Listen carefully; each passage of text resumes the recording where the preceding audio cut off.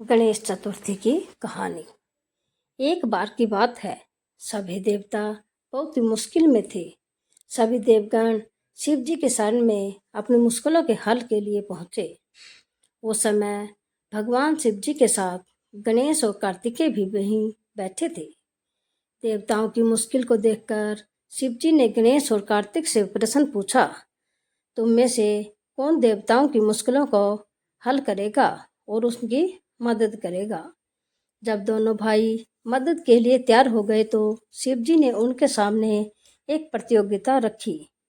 इस प्रतियोगिता के अनुसार दोनों भाइयों में जो भी सबसे पहले पृथ्वी की परिक्रमा करके लौटेगा वही देवताओं की मुश्किलों में मदद करेगा। जैसे ही शिव जी ने यह बात कही, कार्तिकेय अपनी सवारी मोर पर बैठकर पृथ्वी की परिक्रमा करने चले गए।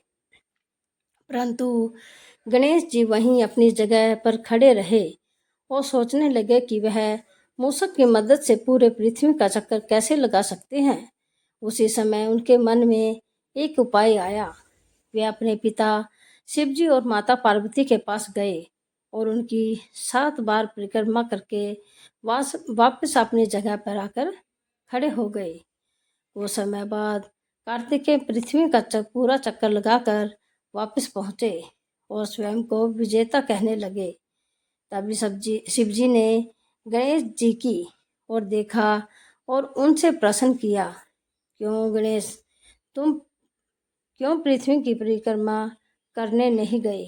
तभी गणेश जी ने उत्तर दिया, माता पिता में ही पूरा संसार बसा है। चाहे मैं पृथ्वी की परिक्रमा करूं या अपने माता पिता की, एक ही बात है। यह सुनकर शिव जी बहुत खुश हुए और उन्होंने गणेश जी को सभी देवताओं के मुश्किलों को दूर करने की आज्ञा दी।